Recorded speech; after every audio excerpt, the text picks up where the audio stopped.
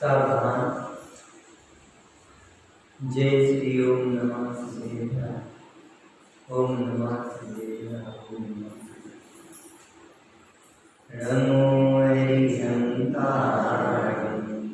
नमो शिवाय, नमो वायरीयाय, नमो वज्राय, नमो लोहे सवसाहुरं। मंगलम भगवान वीरो, मंगलम गौतमो गणी, मंगलम कुंद कुंडार्यो, जैन धर्मोऽस्तु मंगलम्। सर्वमंगलमांगल्यं सर्वकल्याणकारकं, प्रदानं सर्वधर्माणां, शरणं जयतु शासनम्। नमः श्रीवर्धमानाय, निर्धूते कैलात्मने, सालोकानां त्रिलोकानां, यद्विद्यादर्पणाय ते।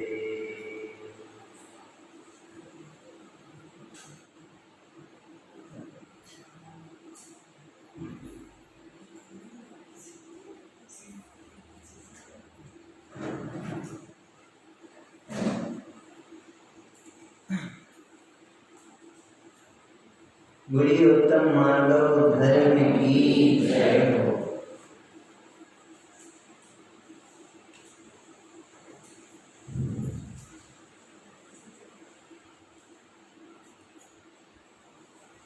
मानव धर्म का परम पावन पवित्र दिवस आज है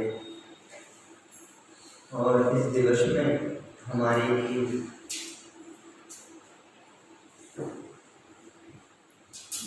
बहुत सुंदर एक परिभाषा बनी मानव धर्म की। निश्चय व्यवहार में अंदर में प्रभुता की प्रतीति हो, बाहर में लघुता का व्यवहार हो, वही मानव धर्म है। अंतर में प्रभुता की प्रतीति हो और बाहर में लघुता का व्यवहार, यही मानव धर्म है। प्रभुता की प्रतीति यानी कि मैं प्रभु हूँ।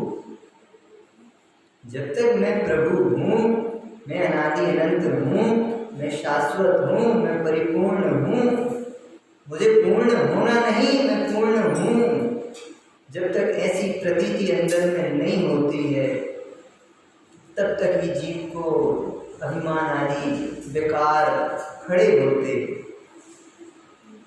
और जब ऐसा भान होता है कि मुझे पूर्ण होना नहीं, मुझे प्रभु होना नहीं, मैं प्रभु हूँ, जब अंदर में ऐसा भाव जागृत होता है, सोते से उठ जाता है, अज्ञानी से ज्ञानी हो जाता है, सयाना हो जाता है, विवेकी हो जाता है, उस जीव को ही मानव धर्म का धारी कहा जाता है। मानव धर्म का धारी कहा तो जाता है, लेकिन उसे हम पहचाने कैसे कि मानव धर्म का धारी है? कैसे पहचाने कि भैया परसों एक चर्चा की थी ना, लक्षण से लक्ष्य की पहचान होती है। वही बात यहाँ कहेंगे कि उस मानव धर्म के लक्षण क्या है कि जिससे हम उसकी पहचान कर सके। लघुता से प्रभुता मिले, प्रभुता से प्रभु दूर। जो मानव धर्म का धारी होता है वो लघु यानी अपने को लघु देखता है।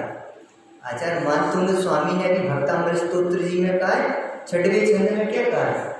अल्पश्रुतं श्रुतवता परिहास धाम। अल्पश्रुतम, वे मानतुंग स्वामी तीन कसाय चौकड़ी के अभाव पूर्वक प्रचुर स्वासंवेदन के धारी, महा आनंद का वेदन करने वाले, वे भगवान की भक्ति करते हुए क्या कह रहे हैं? अल्पश्रुतम। हम आपकी भक्ति क्या करें? हम आपकी भक्ति करने में समर्थ हैं कहाँ? अब जो अपने को अल्पश्रुत देखता है वो बहुश्रुत हो पाता है, और जो अपने को पहले ही से बहुश्रुत देखता है वो तो अल्पश्रुत भी नहीं रहता। अमृतचंद्र स्वामी इतनी बड़ी आत्मज्ञाती टीका उन्होंने लिख दी, इतनी सुंदर, मार्ग में पूरी अध्यात्ममय सिद्धांतों से भरी हुई, न्यायों से भरी हुई, और उसके बाद कह रहे इसमें मेरा कुछ भी कर्तव्य नहीं, कुछ भी कर्तव्य नहीं, कर्तव्य भी नहीं और कर्तव्य भी नहीं। लो, हम तो दो लाइनें लिख दें तो ऐसा लगता है कब छप जाए, ना छप जाए। समझ में आ रही है? दो लाइनें विचार में आ जाए तो हमने फिर एक नया चिंतन किया। अरे पागल, नया चिंतन किया? सर्वज्ञ भगवान के वचनों से बाहर का है तो हमें सुनना नहीं, और सर्वज्ञ भगवान का है तो तूने नया चिंतन क्या किया? सोचो तो सही। फिर हमने ऐसा समझाया, अरे जो ज्ञान के नाम पे ज्ञान होने पर मान का पोषण करते हैं, वे पागल हो जाते हैं, उनकी बुद्धि कुंठित हो जाती है, दिमाग खराब हो जाता है, अल्पकाल में असंख्य की पर्यायों में चले जाते हैं। कौन? जो ज्ञान का मान करते हैं। देखो भैया, बहुत अच्छी बात बता रहे हैं, ध्यान से सुनना। मत कितने हैं? अष्टाव वास्तविक मानित्व मत कितने? 8। देखो, बाकी के 7 मदों को तो ज्ञान के द्वारा मिटाया जा सकता है, लेकिन यदि ज्ञानी का मत हो गया तो कैसे मिटाओगे? ये सबसे ज्यादा खतरनाक है। ये सामान्य लोगों को नहीं होता ये वाला मत, ये मत सामान्य लोगों को नहीं होता। जो स्पेशल होते हैं, थोड़े से विशिष्ट होते हैं, उनको ये मत होता है। हम पंडित, जो अपने को पंडित देखता है वो खंडित होता है। हमसे पंडित साहब बोलते थे कि हमसे, यानी हम सब भाइयों से, बहनों से, और जब भी सामने बैठे होते थे सबसे बोलते थे, पंडित साहब मान गए हो, हम 70 साल के हो गए, अपने को पंडित अभी तक नहीं देख पाए, तुम नेक से लड़का अभी से अपने को पंडित देखने लगे? नहीं साहब, नहीं पंडित, बच्चे देखते हैं आपके सामने, बच्चे ही बन जाए आपके, एक ज्ञानी के शिष्य ही बन जाओ, ये बहुत बड़ी बात है। शिष्य ही बन जाओ, बच्चे ही बन जाओ, ये बहुत बड़ी बात है। देखो, बच्चे बन करके सब कुछ सीखा जा सकता है, विद्यार्थी बन करके सब कुछ सीखा जा सकता है, लेकिन बड़े बन करके लाइन वाली कुछ भी नहीं सीखा जा सकता, कुछ भी नहीं सीखा जा सकता। अब अपनी चर्चा प्रारंभ कर रहे हैं थोड़ी सी, जी तो आगे बीच में चर्चा आ गई, कहाँ से आई? धर्म की शुरुआत कहाँ से होती है? धर्म की शुरुआत कहाँ से होती है? झुकने से। धर्म की शुरुआत कहाँ से होती है? झुकने से। और जब छोटा सा बच्चा होता है, छोटा सा यानी 1 साल का, 2 साल का, मंदिर आता है, अपन लाते हैं, तो सबसे पहले उसके लिए अपन कौन सा शब्द सिखाते हैं? जतिन भैया बता, सबसे पहले उसके लिए अपन कौन सा शब्द सिखाते हैं? कोई बताएगा? कोई नहीं बोल रहा, क्या बात है? ये तो बहुत सरल प्रश्न है। हाँ, सबसे पहले शब्द कौन सा सिखाया? नमो। नमो, नमो यानी झुको। नमो का अर्थ क्या होता है भैया? झुक, यानी नमस्कार हो। नमस्कार करेगा तो क्या होगा? झुकेगा। अब झुकने से उसके जीवन का पहले अक्षर का प्रारंभ हुआ है। स्कूल की पढ़ाई चालू होती है छोटे आ और बड़े आ से। स्कूल की पढ़ाई कहाँ से चालू होती है? छोटा आ बड़ा आ से। और वहाँ छोटे आ और बड़े आ का अर्थ क्या होता है? छोटे आ का अर्थ अनार और बड़े आ का अर्थ आम। लेकिन मोक्ष मार्ग की पढ़ाई भी छोटे आ और बड़े आ से होती है। कुछ कह रहे हैं, बड़े ध्यान से सुनना। मोक्ष मार्ग की पढ़ाई भी छोटा आ और बड़ा आ से होती है, लेकिन यहाँ छोटा आ का अर्थ होता है अनुशासन, और बड़े आ का अर्थ होता है आदर। याद हो गया भैया? नीली टी शर्ट वाले भैया याद होगा क्या कहा? छोटे आ का अर्थ अनुशासन और बड़े आ का अर्थ आदर। जब तक हमारे जीवन में अनुशासन और आदर नहीं होगा, यानी विनय नहीं होगी, तुम इन जिन वचनों को ग्रहण करने के पात्र भी नहीं हो, पात्र भी नहीं हो। धर्म की शुरुआत होती है झुकने से, और हमारे पिताजी ने, पूर्वजों ने हमारे लिए सबसे पहले यही शब्द सिखाया, नमो अरिहंताणम।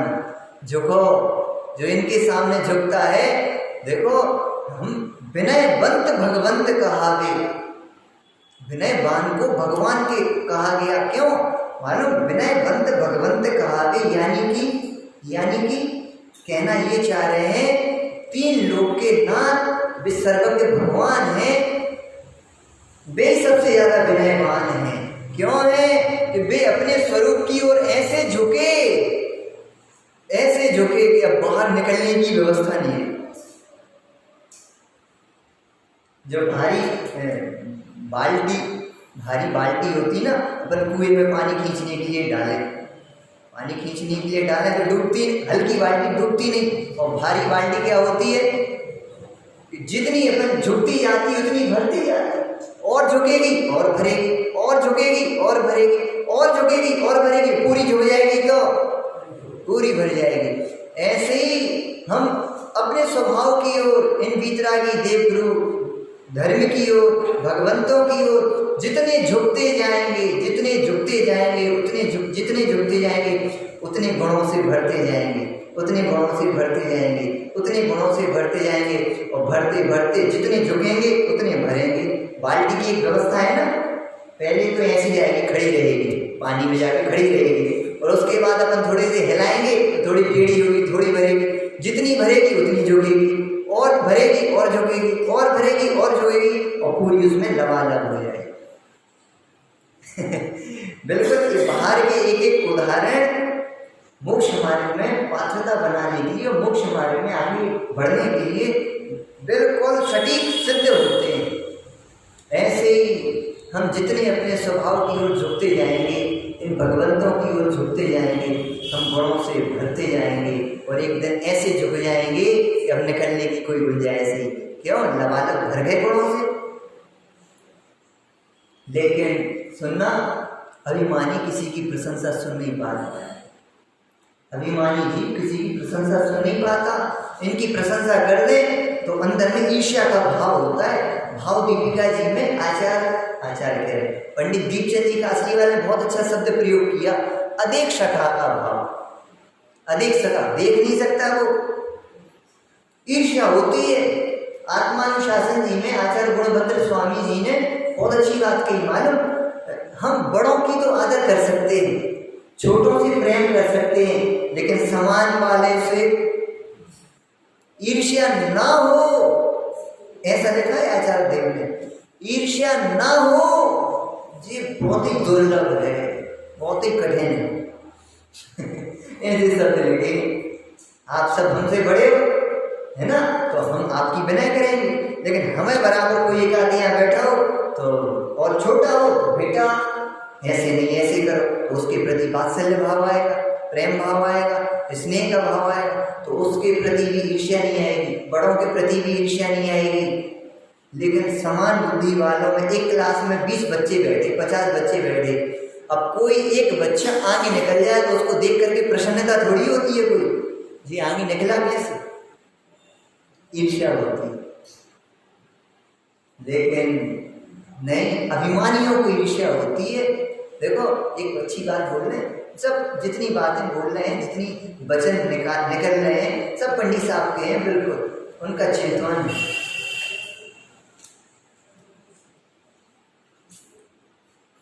पुण्यवानों से ईर्ष्या नहीं करनी चाहिए। क्यों नहीं करनी चाहिए? क्यों नहीं करनी चाहिए? क्यों? तुम तो ये कहते हो गुण ग्रहण का भाव रहे में दृष्टि न दोषों पर जावे। अब आपके घर में कोई गुणी जीव आ गया है, तो आप उसके गुणों को ग्रहण करके उसकी प्रशंसा करोगे, उसकी निंदा करोगे? बताओ। हम मालूम है दूर के लोगों से तो अच्छे से व्यवहार कर लेते, लेकिन आजू बाजू बैठने वालों से अच्छा व्यवहार नहीं कर पाते। बहुत कठिन है हमें एक दूसरे से बहुत अपार प्रेम हो अपने बच्चे जैसा। पंडित जी आपने एक वात्सल्य भावना लिखी है, शायद आप लोगों ने नहीं पढ़ी होगी वात्सल्य भावना। उसमें बहुत अच्छी लाइन डाली उन्होंने, सच्चा सगापन साधर्मी में ही होता भाई।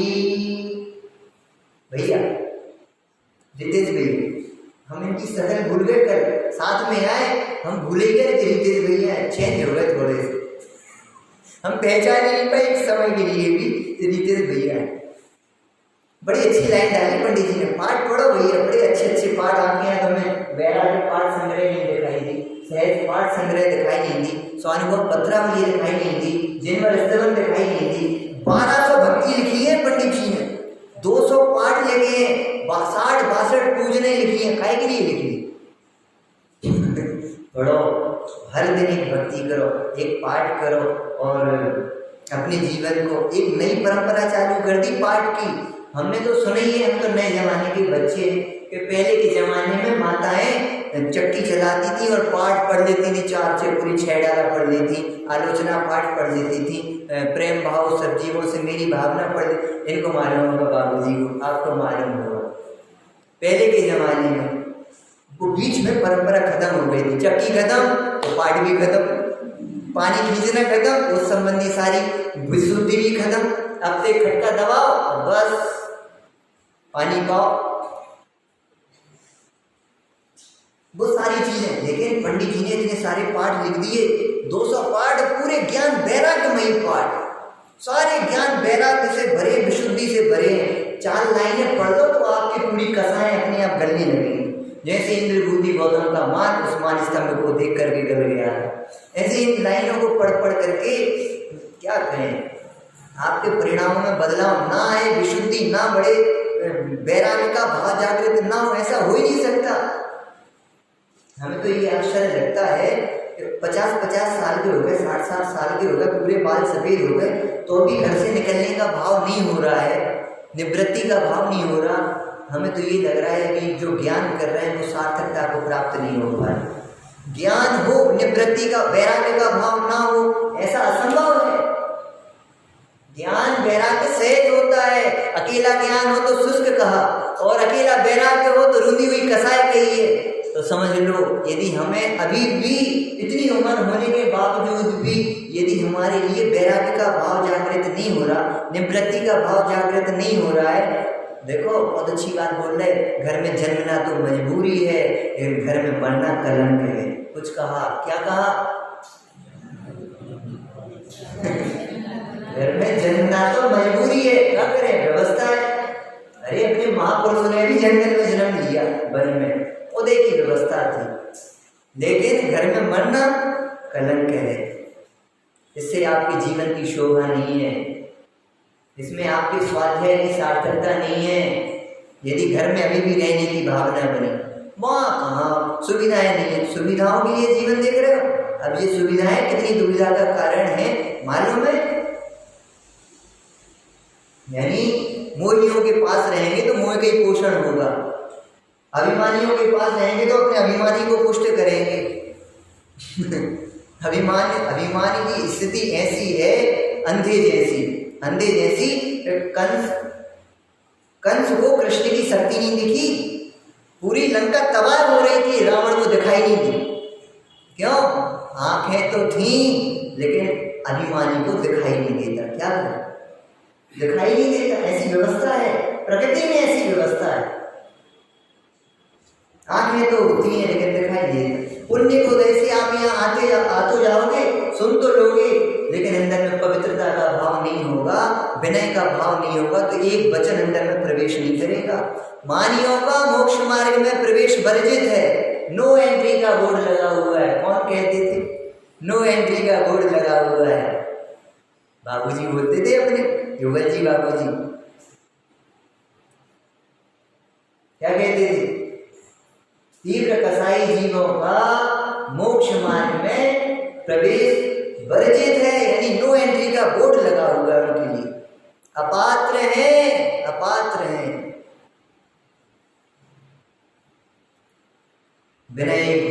नहीं है, सर्वगुणों का जनक है। और अभिमान एक गुण ही नहीं है, सर्व अवगुणों का जनक है।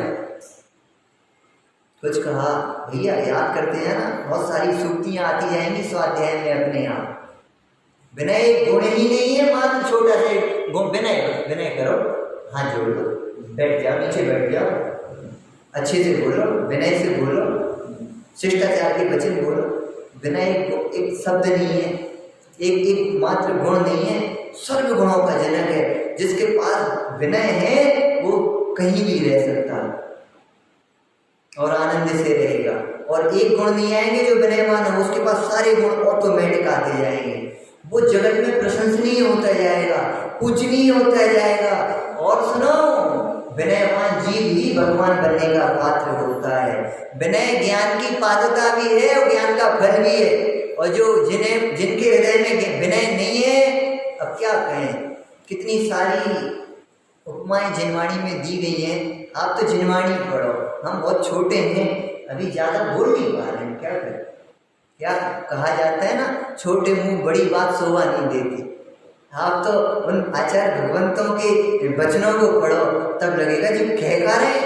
अपने जीवन को चेक करो। पंडित साहब हम लोगों से बोलते थे, हमने तो भैया जिनवाणी ऐसी पढ़नी सीखी है, यहाँ ये लिखा है तो अब यहाँ ये लिखा है, तो जी हमें जीवन में है कि नहीं है, मिलाओ फिर आगे बढ़ो, मिलाओ फिर आगे बढ़ो। तुमने पढ़ लिया और आगे बढ़ गए, तो बुक पढ़ना तुम्हारा सार्थक नहीं होगा। जीवन को पूरा नहीं करो, सार्थक करो। पढ़ने के लिए पढ़ना नहीं है, पढ़ने को आत्मसात करने के लिए, ग्रहण करने के लिए पढ़ना है कि नहीं। तो आज हमने मान लो अभिमान में परिणाम कठोर हो जाते हैं, और कठोरता का फल क्या है। पाषाण खंड कह रहे कठोरता त्यागो। सुनो, जो अभिमान करते हैं, कठोर परिणाम करते हैं, एक इंद्रिय पर्याय में चले जाते हैं, पाषाण बन जाते हैं, खंडर बन जाते हैं, चट्टाने बन जाते हैं। जी अभिमान का फल है। लंबी नाक वाले बन जाते हैं, हमें नहीं पूछी, हमने 1 लाख रुपए दिए, हमें नहीं पूछा, नाम तक नहीं लिया। लंबी नाक वाले बन जाओ, कौन की लंबी नाक, सोच लेना। कहाँ कहाँ जाने की तैयारियां चल रही हैं इन कठोर परिणामों के द्वारा। परसों पहले दिन बोला था ना, गणधर परमात्मा, 4 ज्ञान के धारी पर गणधर परमात्मा भगवान की वाणी कैसे सुनते हैं, याद है, भूल गए, कौन बताएगा। 2.25 घंटा तक भगवान की वाणी गिरती ना एक बार में, 2.25 घंटा तक हाथ जोड़ करके, सिर को झुका करके 2.25 घंटे तक खड़े रहते हैं, भगवान की वाणी को सुनते रहते हैं। तब प्रवेश होती है, ऐसी प्रवेश हो जाएगी। क्या सच्ची बता ना, ईमानदारी से बोलना। कितने लोगों के घुटने दर्द नहीं करते, नीचे बैठ सकते हैं, सच्ची बता, हाथ ऊपर करो। कितने लोग धरती में बैठ सकते हैं, अरे बताओ ना, झूठी नहीं बोल रहे।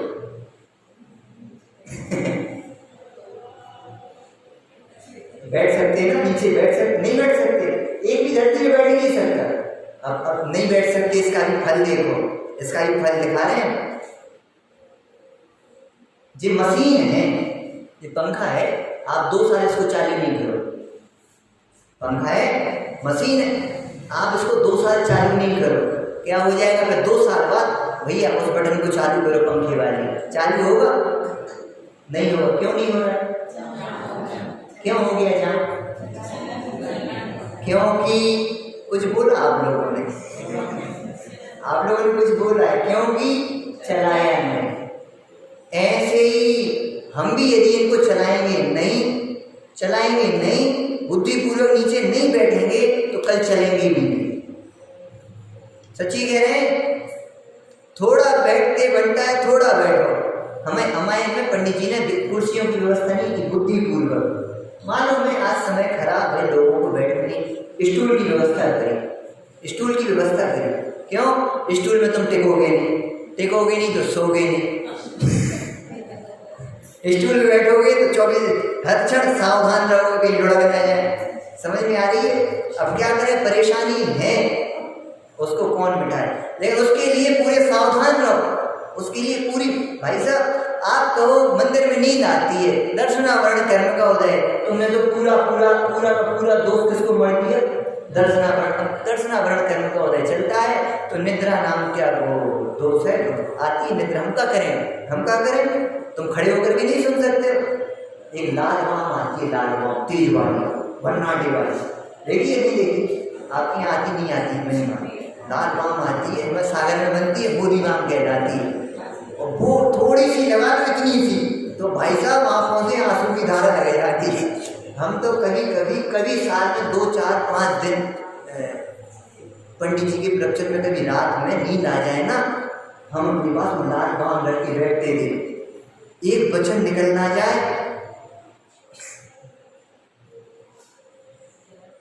नींद क्यों आई स्वाध्याय में, तो दूसरे दिन फिर क्या करते, भोजन कम करते, पेट साफ करते, पेट खराब होता है तो नींद आती है। उसके बाद और भी आ रहे, खड़े खड़े सुनते थे पीछे जा करके, और आ रहे, लाल बाम लगा लेते थे। अब नींद आके बताओ, लाल बाम लगा दो फिर नींद आ नहीं सकती भाई साहब, आ ही नहीं सकती।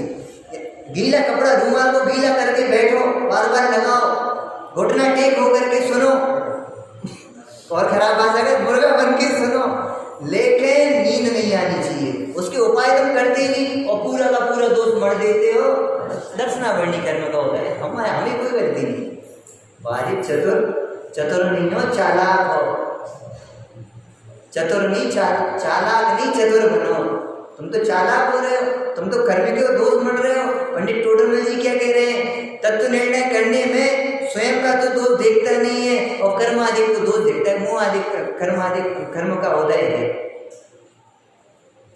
ऐसी अनीति संभव नहीं है, अनीति है। और अनीति शब्द आया, अनीति से को समझ में आ रहा है, ये कहना चाह रहे हैं अन्याय करने वाला, अनीति करने वाला और भक्षण करने वाला सम्यक्त्व का पात्र नहीं होता है, सम्यक्त्व का पात्र नहीं होता है। इसकी चर्चा तो समय के विषय में करेंगे, अभी इसकी चर्चा का विषय वो विषय आ रहा है इसलिए करेंगे। कुछ कहना चाह रहे हैं, ये कहना चाह रहे हैं भैया हम तो बहुत हाई फाई क्वालिटी वाले आदमी हैं, सब हाई फाई वाले हैं, इसीलिए सब हालत खराब हो रही है, सब हालत खराब। 25 साल बढ़िया हाई फाई पढ़ाई करी, फिर 25 साल उसके बाद क्या होगा, पढ़ाई के बाद कमाई होगी कि नहीं होगी? फिर 25 साल पढ़ाई, 25 साल कमाई, उसके बाद कुछ होगा कि ये सारे कार्य करते हुए तुमने शरीर बिगाड़ लिया, तो फिर 25 साल क्या होगा, दवाई, फिर उसके बाद ऐसा कह रहे उसके बाद होगी विदाई, और बस खत्म हो गई, नहीं होगी व्यवस्था। भाई साहब तुमने जो व्यवस्था बनाई है, इसके बाद छोड़ा कि कहानी खत्म थोड़ी हुई। तुमने पढ़ाई के चक्कर में विराधना की स्वरूप की, कमाई के चक्कर में स्वरूप की विराधना की, अवश्य दवाइयों को खा करके, एलोपैथिक दवाइयों को खा करके स्वभाव की विराधना की। अब विदाई हो गई, अब इसके बाद कुछ होगा कि नहीं होगा? नरक जाओगे तो वहां धुलाई नहीं होगी, तुम धुलाई भी तो होगी, बढ़िया पकड़ के मारेंगे। क्यों? तुम्हें वो समय मिला था समय सार की आराधना करने के लिए, शुद्ध आत्मा की आराधना करने के लिए, और तुमने 24 घंटे विराधना की शुद्ध आत्मा की। आ जाओ तुम लाइन में लग जाओ, हम देखते हैं तुम्हें लिए। समझ में आ रही?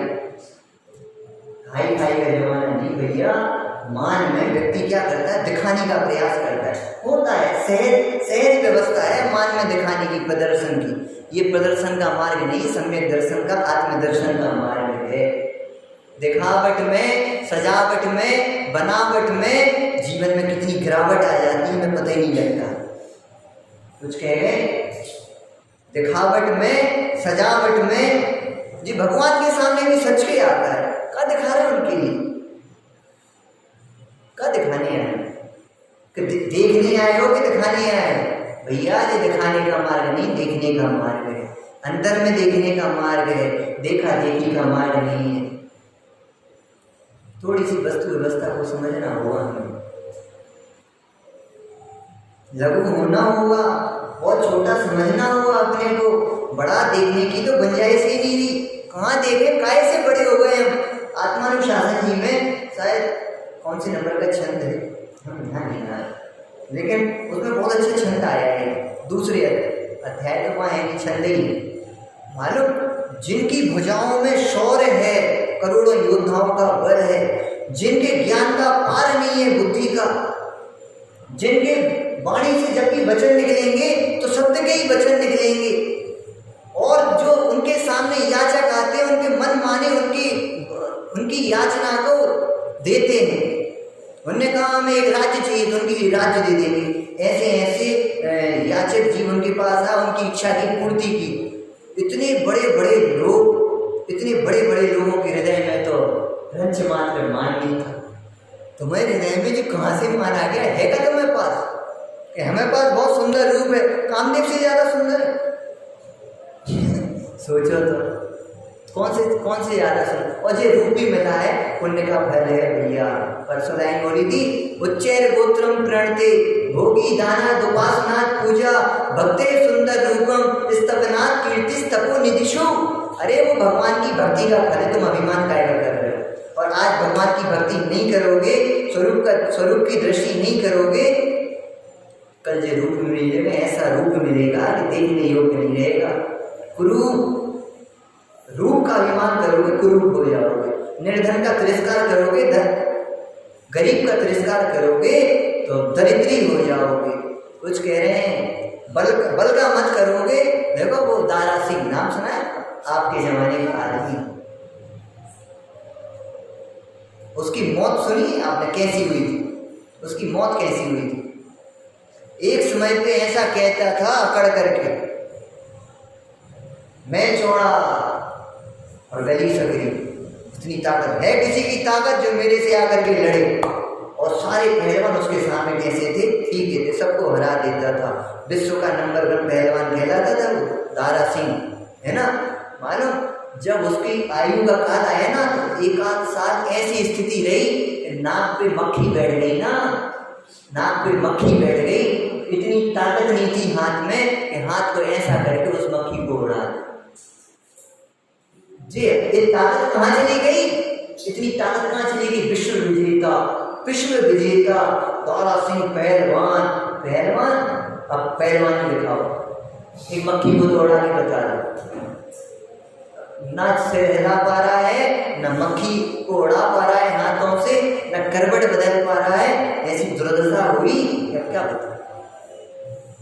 ये बल का मत का फल, जो अपने चैतन्य बल को नहीं पहचानते हैं, अनंत बल के धारी इन भगवंतों की महिमा जिन्हें नहीं आती है, उन्हें ये बल का मद आता है। नहीं तो तुम्हारे पास है का? कौन सा बल है तुम्हारे पास? कौन सा रूप है? कौन सी तुम्हारी आवाज है? कौन सी तुम्हारी शैली है? कौन सा तुम्हारा छेपसम है? देखो तो बताओ तो सही। हमारी शकल बहुत सुंदर है, तुम्हारी शकल सुंदर कैसे कह दें? जो अकल शकल को देख रही है, उस अकल को और उस शकल को सुंदर कैसे कह दें? अरे जो अकल उन भगवंतों की मुद्रा को निहार रहे हैं, शुद्ध चैतन्य स्वरूप की ओर दृष्टि कर रहे हैं। अरे जिन्होंने अपना स्वरूप देखा है, अपना रूप देखा है, उन्हें बाहर के रूप देखने की जरूरत ही नहीं पड़ती। ये जड़ रूप कोई देखने लायक का देख रहे हैं का? किसी कवि ने बहुत अच्छी बात कही, और जब पढ़ा था, बड़ा सुना था तो बड़ी अच्छी लगी थी कि भैया जिस रूप का तुम अभिमान कर रहे हैं ना, ये खजूर की भांति चमकने वाले, दमकने वाले खिले हुए खजूर होता है ना, पिंड खजूर। अभी ऐसा होता है, ये खजूर थोड़े समय बाद, खिला हुआ खजूर थोड़े समय छुहारे हो जाता है, मुरझा जाता है। छुहारे की कैसी हालत हो जाती है? हारी समझ रहे? छुहारा समझ रहे? आप लोग नहीं समझ रहे। आज ही तो हमने पहचान है, यहाँ के लोग जानते नहीं छुहारा के कहलाते। यहाँ के लोगों को कहना पड़ता है खारक, पिंड खजूर का सूखा हुआ रूप। पिंड खजूर भी हरी में आता है और खारक ड्राई फ्रूट में आती है। लेकिन आज के लोग मानो पिंड खजूर को भी ड्राई फ्रूट मानते हैं और हरी नहीं मानते, और खाते रहते। नहीं, ये थोड़ी हरी है। कुछ कह रहे हैं ये ये कहना चाह रहे हैं कि पिंड खजूर की भांति खिले हुए चेहरे भी खजूर की भांति मुरझा जाते हैं। काय का अभिमान, किसका अभिमान है? रूप का अभिमान, कुल का अभिमान, जाति का अभिमान, बल का अभिमान। भैया एक बात कही थी ना, जे 8 मद होते हैं, 7 मद तो ज्ञान से चले जाएंगे। ज्ञान का ही मद हो गया तो कैसे जाएगा? बताओ इसका उत्तर कौन बताएगा? यदि ज्ञान का मद हो गया तो फिर कैसे जाएगा? कि भैया उसके लिए केवल और केवल एक ही उपाय है, सम्यक ज्ञान। दूसरा कोई उपाय नहीं। ज्ञान का मद हो गया, सबसे खतरनाक है ज्ञान का मद हो जाना। मालूम क्यों? क्यों? कारण क्या है? कारण ये है कि अन्य चीजों को तो, अन्य सारी मदों को तो लोग जी कुल से बड़े होगा, जो अपने कुल को बड़े मान रहे। अरे गुण तो है नहीं कुछ, गुण तो भैया गुणों से व्यक्ति पूज्य होता है। एक बात ये लाइन आ गई तो आ गया, विचार आ गया। एक बार हमारे में एक साधर्मी आए और उन्होंने पंडित जी साहब से कहा कि पंडित जी, घर का जोगी जोगना आन गांव का सिद्ध, कहावत है ना, सुनिए नहीं सुनी? यहाँ के लोगों ने बहुत कुछ नहीं सुना भैया, सुनिए। हाँ तो बोलो ना, हाँ के करके हमें बताओ तो कि सुनिए। घर का जोगी जोगना आन गांव का सिद्ध, यानी पंडित जी ने पूछा होगा अगर अपने गांव में स्वाध्याय चला रहे हो और कैसा चल रहा है, कितने लोग आ रहे हैं, किस विषय का चला रहा है, तमाम प्रकार की सारे प्रश्न पूछते थे। उनका ऐसा नेचर था, सारी चीज़ें पूछते थे। तो तुम्हें परिणाम कैसे चल रहे, तुम्हारी अंदर की धारा कैसे चल, सारी चीज़ें पूछते थे। तो उनसे पूछा तो पंडित जी उनका बताएं, घर का जोगी जोगना आन गाँव का सिद्ध, कोई बाहर का आ जाता है तो लोग जुड़ जाते हैं, अब हमें कौन सुने। जब उस साधर्मी ने उनसे ऐसा कहा, पंडित जी ने बड़ा गजब का उत्तर दिया, हम तो सोच ही नहीं पाए, इतना बढ़िया उत्तर सुनने मिला उनसे। उन्होंने कहा मालूम, झूठ बोल रहे, डांटते थे, कोई गलत बोले ना, उल्टा बोले तो डांटते थे, वो छोड़ते नहीं थे। जो गया होगा उसको मालूम होगा, और जिसने बात की होगी उसको भी मालूम होगा। दोषों पे डांटते थे, गुणों पे तो खूब प्रशंसा करते थे। मालूम क्या कहते, झूठ बोलते हो। हम 40 साल हो गए इस गांव में रहते रहते, एक व्यक्ति ने आज पूरे गांव में किसी ने निंदा की हो नहीं, तो कोई व्यक्ति ने जोर से बोला हो तो सुनो, गुणों की पूजा होती है, दोषों की निंदा होती है। गुण होंगे तो सब तुम्हें पूछेंगे, सब तुम्हें बुलाएंगे, सब तुम्हें सुनेंगे, सब तुम्हें व्यवस्था बनाएंगे, और दोष होंगे तो तुम्हें कोई नहीं पूछेगा। वो उत्तर सुन करके हम एक दिन तक सोचते रहे, वाह भैया वाह, क्या चिंतन निकल के आता अंदर से। साधर्मी ने जब सुना तो अपनी शिकायत लेकर के चला गया शांति। नहीं आप सही कह रहे हो, आप सही कह रहे हो, लेकिन सही बताएं, अभिमान की निशानी है, पहचान है। कहेगा ऊपर से कहेगा, आपसे पूछे कहेंगे तो आपको इसका ज्ञान है, तो आपको नहीं यार हम कुछ नहीं जानते, या हम तो अज्ञानी है। वो कहेगा हमें कुछ ज्ञान नहीं है, हम कुछ नहीं जानते, और अंदर में क्या मानता है? जो निशानी है पहचान कर देना, देखा प्रैक्टिकल करना। ऊपर से कहेगा भैया हम कुछ नहीं जानते, कुछ नहीं जानते, और अंदर में ऐसा लगता है अरे हम सब जानते। पहचान है, ऊपर से कुछ कहता, अंदर से कुछ मानता। ऐसा नहीं होना चाहिए।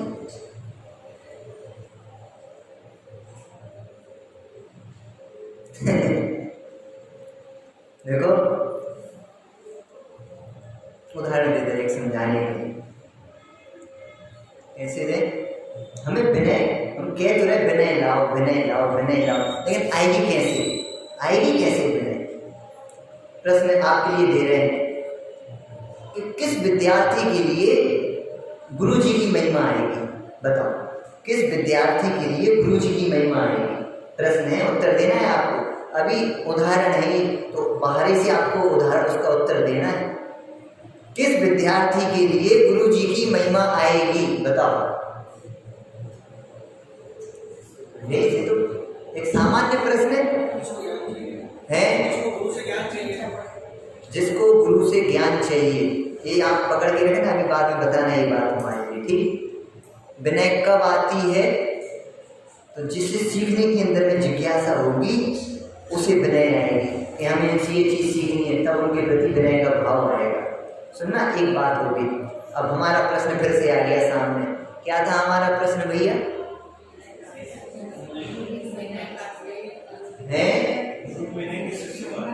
विनय कैसे आएगी, कब आएगी, प्रश्न ये था।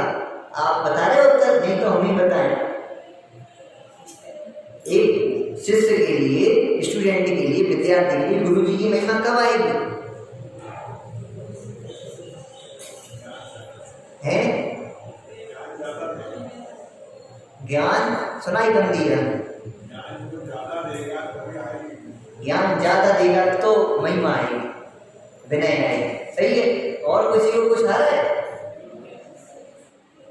चलिए कोई बात नहीं, हम बताते हैं। सुनना बड़े ध्यान से।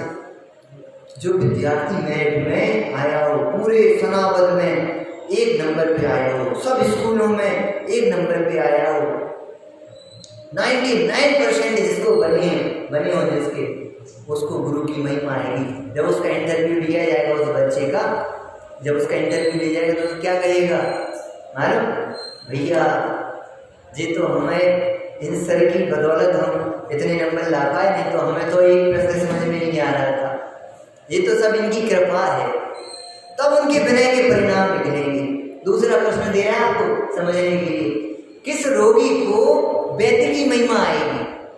किस रोगी को वैद्य की महिमा आएगी? बोलो फिर से। है जिसका रोग मिटाओ, जिसका रोग मिटाओ, जिससे मिटाओ। मान लो हमें कैंसर हो गया, एग्जाम्पल समझने के लिए बस। प्रश्न क्या था? प्रश्न पहले प्रश्न ध्यान रखो, प्रश्न भूल गए तो सब चौपट हो जाएगा। विनय कब आती है, ये प्रश्न है अपना, ठीक है। अब उसका अपन समाधान समझने का प्रयास कर रहे हैं। जब एक हमें ये मान लो कैंसर हो गया, तो हम इन डॉक्टर साहब के पास भी गए, इनके पास भी गए, इनके पास भी गए, इनकी भी 2 महीने दवाई खाई, इनकी भी 1 महीने दवाई खाई, इनकी भी दवाई खाई, इनकी भी दवाई खाई। जितने डॉक्टर थे सबकी दवाई खा ली और हमारा रोग में कोई आराम नहीं लग रहा था। जैसा रोग था बिल्कुल उतना ही था, चेक करा लिया, कोई अंतर नहीं पड़ा। अब आकर के रोकर निराश सब जग भर से आकर के अपने घर पे सोफे पे शांति से बैठ गया, कर्म पे हाथ रख के, सिर पे हाथ रख के। अब दुखी है, सबने कह दिया भैया राम नाम जपो, अब बचाने की कोई व्यवस्था नहीं। लेकिन जी भाई साहब हमारे पास आए, उन्होंने कहा क्यों भैया जी ऐसे परेशान क्यों दिख रहे हो? हमने कि भैया जी हमें कैंसर हुआ है, सब वैद्यों को दिखा लिया है, सबने ना कर दी है, तो उनका करें मन नहीं दिखाई दे रहा है, दुखी नहीं रहेंगे। एक काम उन्होंने कहा भैया ने तुमने जी वाले वैद्य जी को दिखाया? हमने इनको तो अभी नहीं दिखा पाए, तो इनको और दिखा लो। सबने कि भैया मरता क्या ना करता, सब वो व्यक्ति ने कहा अब इतनों को दिखाया है, नहीं इनको काय को छोड़े, कहने को काय को रह जाए भैया, इनके पास नहीं गए तो इनके पास और चले गए।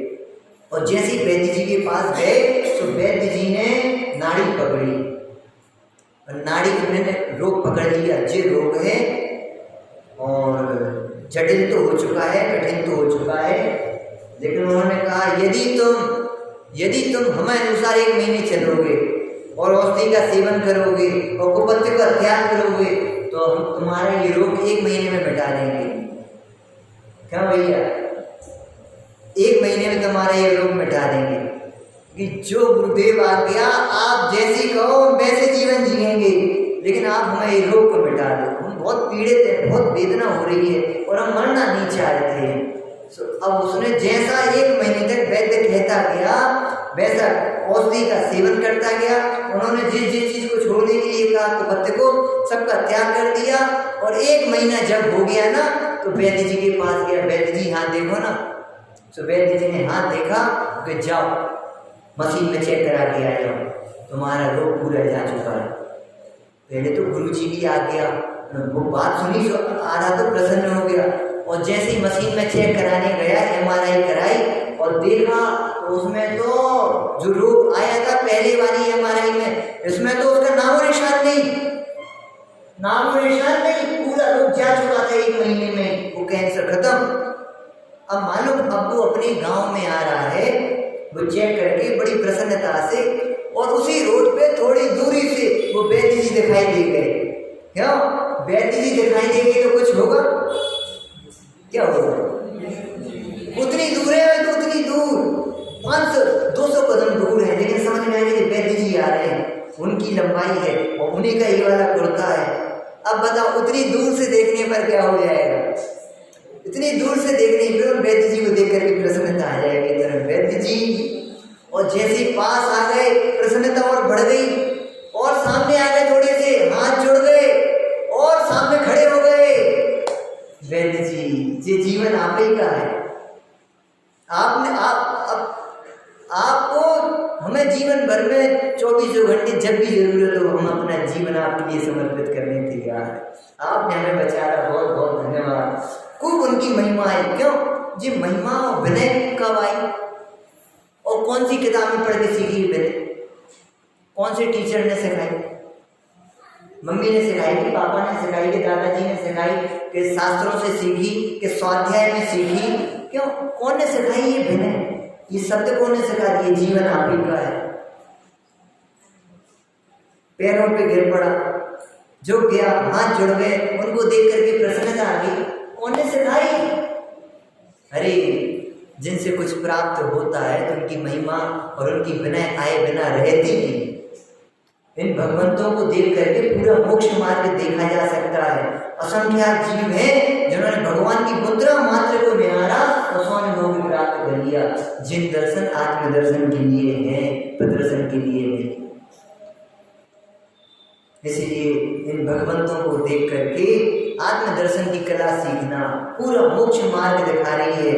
लेकिन आंखें कुछ कह रही हैं, उनके चरण कुछ कह रहे हैं, हाथ कुछ कह रहे हैं, हाथ पे हाथ रखे हाथ कुछ कह रहे हैं, उनकी नासाक में दृष्टि कुछ कह रही है, उनकी अंतर्दृष्टि कुछ दिखा रही है।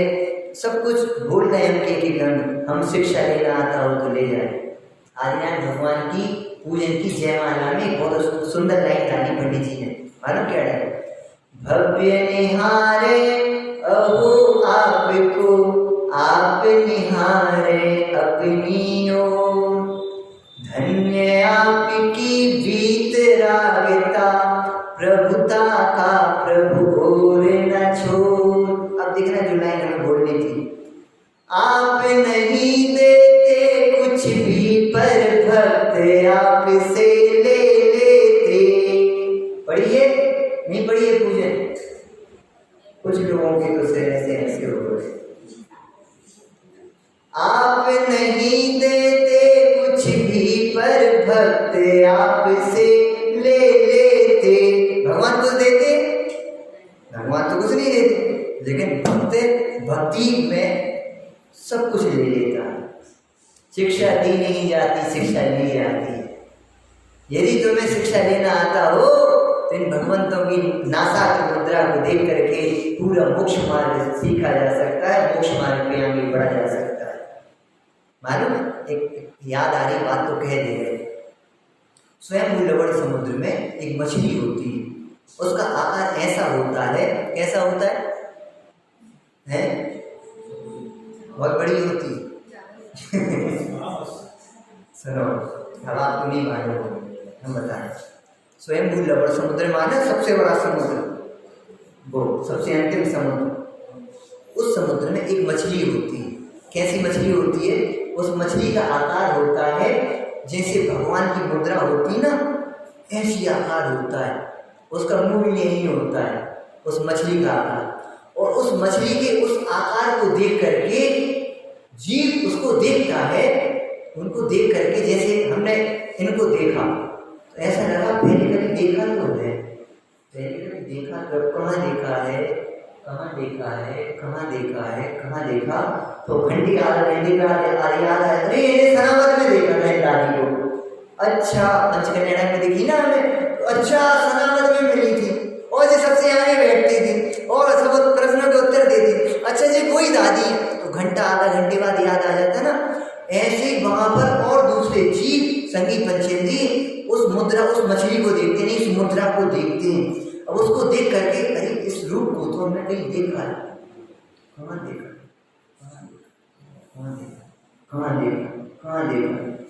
देखा तो है, देखते रहते टकटकी लगा करके देखते रहते, कहाँ देखा ध्यान क्यों नहीं आ रहा है। ऐसी विशुद्धि बनाता है, विशुद्धि बनती जाती है, विशुद्धि बनती जाती है। ऐसा जाति स्मरण आदि ज्ञान हो जाता है। ओ हो ये तो वितरागी भगवान की मुद्रा होती है ऐसी। पर जाति स्मरण से ज्ञान से देखता अरे लगाता है जाति स्मरण, ऐसे तो वितरागी भगवान की मुद्रा होती है। तो हम यहाँ कैसे आ गए? अरे इन वितरागी भगवान की वचनों की अवज्ञा करके, उपेक्षा करके, अनादर करके उनके वचनों को सुना तो लेकिन अनसुना कर दिया। देखो जो जिन वचनों को सुना करके अनसुना करते हैं, अनसुना करने वालों के साथ अनचाही होती है। जो नहीं चाहते बस कोई कोई होता है। कुछ कह रहे जिन वचनों की अनसुना मत करना, सुनी अनसुनी नहीं करना। अनसुनी करोगे तो अनचाही हो। और उनको देख करके जाति स्मरण ज्ञान आदि करके विशुद्धि बना करके अब अंदर में खूब निंदा ग्रह करते हैं। वो जीव समुद्र में रहने वाले निंदा ग्रह करते हैं और निंदा ग्रह करते करते करते अरे हमने भगवान के वचनों को लक्ष्य में नहीं लिया। अभी अपन ने वो क्षमापना किया था, हे भगवान हमने आपके अमूल्य वचनों का सेवन नहीं किया, आपके वचनों पे ध्यान नहीं दिया, आपके वचनों का लक्ष्य नहीं किया। सो आज हम बड़ी विडंबना में पड़े हैं, 4 गति 84 लाख योनियों में रगड़ रहे हैं, दुखी हो रहे हैं। हे प्रभु अब आपकी हमसे आपकी विराधना ना हो पाए। ऐसे चिंतन वे जीव वहां करते हैं उस मछली के आकार को देख करके, भगवंतों का रूप उसमें देख करके, और फिर वही वो जीव सम्यक्त को ग्रहण कर लेते हैं। समझ में आ रही ना? बोलो कौन देव थे वहां पर? गुरु थे, शास्त्र थे, जिन वचन सुनाने वाले थे, क्या था? और सम्यक्त ग्रहण। अरे पंचम गुण स्थान बढ़ती है कितने, कौन से जी? महावंश पंचम गुण स्थान बढ़ती है, सम्यक दृष्टि है, पंचम गुण स्थान बढ़ती है। देखो तो जब पूंछ वाले कर ले रहे, अपन पूंछ वाले नहीं कर पा रहे, बड़े बेकार की बात। क्यों नहीं कर पा रहे? अभिमान के कारण नहीं कर पा रहे। अभिमान में सही बात भी समझ में नहीं आती है, नहीं आती, प्रवेश नहीं करती है। पुण्य कहोगे आपको यहाँ बिठा तो देगा लेकिन अंदर में प्रवेश नहीं करेगा, प्रवेश नहीं करेगा अभिमान से। जो लोग कहते हैं उनको समझ में ही नहीं आ रही। आपका कह रहे समझ जी वचन लिखे तो है लेकिन अंदर में बैठ ही नहीं रहे। अब चेक करो बैठ क्यों नहीं रहे, प्रवेश क्यों नहीं कर रहे, समझ में क्यों नहीं आ रहे। कभी ऐसा चेक किया? नहीं किया भैया, कभी चेक किया ऐसा? प्रैक्टिकल किया? प्रैक्टिकल करो, जीवन तो प्रैक्टिकल है, ये धर्म तो प्रैक्टिकल धर्म है, क्रिया प्रधान नहीं है। यद्यपि मोक्ष मार्ग की एक एक क्रिया बहुत वैज्ञानिक है और मोक्ष मार्ग की में निमित्त भूत है, इसलिए एक एक क्रिया बुद्धि पूर्वक करना। परंतु भावों का धर्म है, भावों को समझना। ये धर्म तो भावों से आगे चलता है, क्रियाओं से नहीं चलेगा।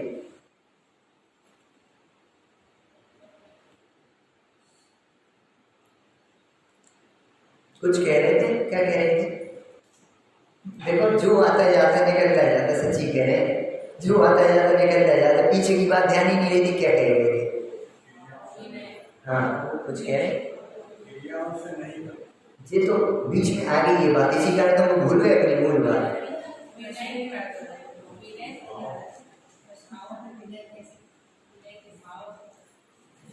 चली गई, कोई बात आ जाएगी। हम भी इसका अहंकार करें कि हम जी बहुत बढ़िया बोल गए। उनका जो वचन निकलना था कोई वचन निकल रहे, एक वचन ही निकल रहे। हम जो सोच के आते वो निकलते ही नहीं, और जो निकलना होता है वो ऑटोमेटिक कहाँ से आ जाती पता ही नहीं लगता, है ना। चलो दूसरी बात आगे बढ़ाते हैं। बहुत सारी बातें श्रीमद जी ने बहुत अच्छी बात कही है। श्रीमद जी ने बहुत अच्छी बात कही है, मान नहीं होता तो यही मोक्ष होता। मनुष्य गति में कौन सी कसाई मुख्यता होती है? मान की। हमें पंडित जी साहब मालूम कौन से काय के स्पेशलिस्ट थे? मान को तोड़ने के स्पेशलिस्ट थे। वो इतना मान तोड़ते थे, इतना मान तोड़ते थे, भाई साहब आप हाथ जोड़े खड़े रहो, बहुत अच्छे अच्छे वचन बोलते रहो, उसके बाद भी वे तुम्हें अभिमान की पराकाष्ठा सिद्ध करते। एक दिन में नया नया गया था ना भाई वहाँ पर रामायण, नया नया गया, अपन तो सरलता से सब बातें सुन लेते और सब करते रहते थे, और जो दिनचर्या थी पालन करते थे, योग प्रवर्तन करने का भी प्रयास करते थे। उसके बाद भी कहते तुम तीव्र क्रूर कसाई हो, अभिमानी हो, अभिमान की पराकाष्ठा भरी तुमने। मैं समझ में नहीं आई अभिमान है कहाँ में अंदर। तो हम गए दोपहर में उनके पास, उनके कमरे में, तो मेरी पंडित जी आप कह रहे थे हम बहुत तीव्र अभिमानी हैं, हमें अभिमान काय का हमें बताओ तो सही। तो उनने तब तो कुछ नहीं कहा। दूसरे दिन स्वाध्याय कराने के लिए आए। दूसरे दिन स्वाध्याय कराने आए तो हमें 35 प्रकार से अभिमानी सिद्ध कर दिया, और जितनी प्रकार से सिद्ध किया ना, हम बैठे बैठे सुनते सुनते सोचते रहे, यार बात तो सही कह रहे पंडित जी, बात तो सही कह रहे, बात तो सही कह रहे। 35 प्रकार से सिद्ध किया होगा तो 35 प्रकार से हमें जी समझ में आया अंदर में, जी हमें प्रश्न का उत्तर है, और इनकी एक एक बात चौखी है, सही कह रहे जी, एक प्रकार से गलत नहीं कह रहे। हम पकड़े ही नहीं पाते, अपने परिणामों को पकड़ना सीख ही नहीं पा रहे। क्यों? जिनवाणी को जीवन से जोड़ के पढ़ नहीं पा रहे, हम पकड़ेंगे कैसे? कदम कदम पे अभिमान की पराकाष्ठा है। अब क्या कहें, सिद्ध करने के लिए 10 दिन चाहिए, सच्ची कह रहे। अकेला मार्ग धर्म समझने के लिए 10 दिन नहीं, हम 15 दिन में इसकी चर्चा कर सकते। सच्ची कह रहे हैं, बात नहीं बना रही यहाँ बैठ कर गर्दन देव की गद्दी पे। हम इस विनय की एक एक बिंदु की चर्चा लेकर के हम 15 दिन तक इसकी चर्चा कर सकते हैं। इस मनुष्य पर्याय में मान कसाई की तीव्रता होती है, पराकाष्ठा होती है, और वे मानो इस मान कसाई का ही पराभव करते थे। एक क्या है, खराब है बात, है बहुत अच्छी बात। लेकिन एक साधर्मी आए, उन्होंने कहा कि उन्होंने पंडित साहब ने पूछ, नीचे बैठे थे, पूछा क्यों भाई काय का स्वाध्याय कर रहे? कहने लगे सुबह समय सार का करा रहे हैं और शाम को समय सार कलश का करा रहे। पंडित जी ने कहा भैया सुबह समय सार का करे तो शाम को श्रापाचार का करा दिया करो, प्रसमानियों के कोई ग्रंथ का करा दिया करो, कब बात छोटी थोड़ी हो जाओ। ठीक समय सार और समय सार कलश का करा रहे, और फिर बाद में ये बात कही, इसका करार, और थोड़ी देर में कहने लगे फिर वे लोग ऐसे हैं और वे लोग वैसे हैं और वे लोग वैसे हैं, और ये लोग सुनते ही नहीं हैं, उल्टे चल रहे हैं, पूरे मानते ही नहीं हैं, और सबके यानी दोषों वाली बात करने लगे बहुत से। तो पंडित जी ने जी एक उत्तर दिया, मालूम क्या कहा? तुम सुबह समय सा और शाम को समय सा कलश पढ़ा रहे हो, जब तो तुम्हें ये दुर्दशा हो रही है, जी क्या कह रहे? पंडित जी ने कही उनसे, जब तो तुम्हें ये दुर्दशा हो रही, समझ ही नहीं पाए जी क्या कह रहे। हम तो महान परा जिनके शिरोमणि ग्रंथ हैं, समय सार कलश, और हमसे कह रहे तुम्हें ये दुर्दशा हो रही। समय सार पढ़ा रहे हो और दूसरों का दोष दिखाई दे रहा है, तुमने सद्यत्व की स्थापना की नहीं उनमें, उनको कर्म के उदय जिन्हें देखा नहीं, उनके विकारों को, उनके दोषों को, उन्हें भावी भगवान देखा नहीं है।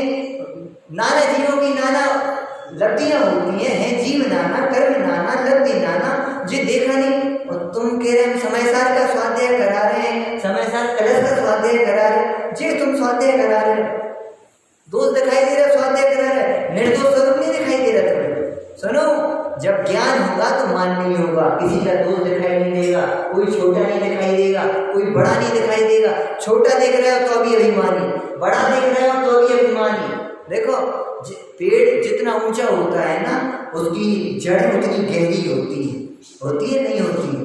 ऐसे ही सुनना, जितने अनुपात में आपको अभिमान होगा ना, उतनी अनुपात में आपको दीनता ही होगी अंदर में। चेक इन करेक्ट चेक करना अपने अंदर में। आपसे कोई एक बात कह देगा ना तो आप उतनी डिप्रेशन में चले जाओगे। आज हमने पास होने की एक आदत तो बना ली है, लेकिन फेल होने की आदत हमें खत्म हो गई। व्यक्ति थोड़ी सी बिजनेस में फेल होता है, थोड़ी सी स्कूल में फेल होता है, और बस एक ही चीज दिखाई देती है। क्या दिखाई देगी? क्या दिखाई देगी? पंखा, वो रखी है रस्सी, और ये रखी है कुर्सी। पास होने की आदत तो बना ली है, फेल होने की क्यों? भाई साहब, फेल होना भी जीवन की एक सीढ़ी है, और फेल होकर के ही आगे चढ़ा जाता है, आगे बढ़ा जाता है। लेकिन हमने फेल होना सीखा नहीं, और बस जहाँ फेल हुए, थोड़े से ठप हुआ व्यापार, कुछ भी हुआ, लॉस हुआ, तो बस एक चीज, इससे अच्छा तो हम पहले साल कनिष्ठ उपाध्याय में भैया जयपुर गए, तो वहाँ पहले गांधीनगर मोड़ की वो बिल्डिंग खड़ी है माइलस्टोन, और वहाँ पर पहली साल में नज़ारा देखने सुनने को मिला, देख तो नहीं पाया। वो 10 मंजिलों ऊंची वो बिल्डिंग है, आप सब लोग गए होंगे जयपुर में, तो वो बिल्डिंग माइलस्टोन नाम है। वो 10वें माले से 8वें माले से शेयर प्रॉपर्टी का ब्रोकर 10वें माले से कूद गया। पहले तो खूब कमाया, और फिर जैसे ही लॉस हुआ उसके लिए, तो 8वें माले से ऐसे कूद गया बिल्कुल सीधा। वो समझ में आ रहा है? उतनी दीनता आ जाती जीवन में। दीनता अभिमान से बड़ा पाप है। कुछ कहा? क्या कहा? अब बात समझ में नहीं आई कुछ। दीनता अभिमान से बड़ा पाप है, इसलिए हम कह रहे हैं एक दीनता की चर्चा होनी चाहिए, अभिमान की चर्चा होनी चाहिए, एक चीज चर्चा के विषय। आधा पौन घंटे में होता क्या है? होता क्या है? अरे धन्य है वे जीव जिनके सिर माथे श्री गुरु विराजमान रहते, जिनके जीवन में गुरु नहीं, उनका जीवन शुरू नहीं। ये लिख के रख लेना। जिनके सिर पे कोई बड़ा व्यक्ति नहीं है, आज्ञा पालन करने की व्यवस्था नहीं है, उसके जीवन में कभी बरकत नहीं हो पाएगी, उसकी उन्नति नहीं हो पाएगी। अपने सिर पे हमेशा बड़ों को रखना, बड़ों को यानी ज्ञानियों को रखना, तत्व ज्ञानियों को रखना, वेद ज्ञानियों को रखना, ज्ञानी गुरुओं को रखना, इनकी बात मानना। भैया विनयवान जीव ही इस मोक्ष मार्ग को प्राप्त कर पाता है, अभिमानी तो मोक्ष मार्ग को प्राप्त भी नहीं कर पाता है ना। इसलिए ज्ञान स्तंभ बनाओ, मन स्तंभ में बहुत सारी चर्चा है, कुछ भी नहीं कह पाए। सिर्फ आप विचार करना, चिंतन करना, अपने जीवन में इन भावों को प्रकट करना। अरे कोमल परिणाम होंगे तो हमारे जीवन में ये धर्म प्रकट होगा। कठोर चित्त में वो बीज पल्लवित नहीं होता है, उसके लिए कोमल मिट्टी चाहिए होती है बीज पल्लवित करने के लिए। ऐसे ये तत्व कोमल हृदय वाले जीवों के लिए पल्लवित होगा, प्रकट होगा। कठोर भूमि वालों को, कठोर चित्त को प्रकट नहीं होगा। ऐसा जान करके अपन अपने जीवन में ये विनय के भाव जागृत करें। देखो एक लाइन और बोले दे रहे, विनय ही सबसे बड़ा धर्म है, विनय ही सबसे बड़ा पुण्य है, और विनय ही सबसे बड़ा मिथ्यात्व है, पाप है। इसीलिए इस विनय को अपने जीवन में, अपन पैसों से संपन्न तो बन गए हैं, घर से संपन्न बन गए हैं, और बाहर की सुविधाओं सब चीज़ों से संपन्न बन गए, भैया विनय से संपन्न और बन जाओ। कभी जीवन में, कभी बड़ों के लिए, ज्ञानी धर्मात्माओं के लिए, देव गुरु धर्म के लिए ऐसे वचन नहीं निकालना जिससे अपनी ही पतन हो जाए। देखो रावण का पतन हुआ कि नहीं हुआ? क्यों हो गया? इतनी शक्तिशाली था, सब कुछ था, पतन क्यों हुआ? पतन क्यों हुआ? सिर पे कोई बड़ा नहीं था, और बड़ा भी था भी कोई तो मानता नहीं था। अभिमानी किसी की बात मानता नहीं है, वो तो मनवाना चाहता है, वो सुनता नहीं है, सुनाता है। समझ में आ रही? ये लक्षण है पहचानने की। पहचान और अभिमान हमें अंदर है कि नहीं? हम सुनाते हैं दूसरों को कि सुनते भी हैं विनय भाव से। सारी बातें अपन समझ करके, इस मार्ग को समझ करके ऐसे विनय भाव को निकाल करें, विनय को जीवन में धारण करके मार्ग और धर्म प्रकट करें। इसी मंगल भावना सहजानंदी शुद्ध स्वरूपी अविनाशी है आत्म स्वरूप।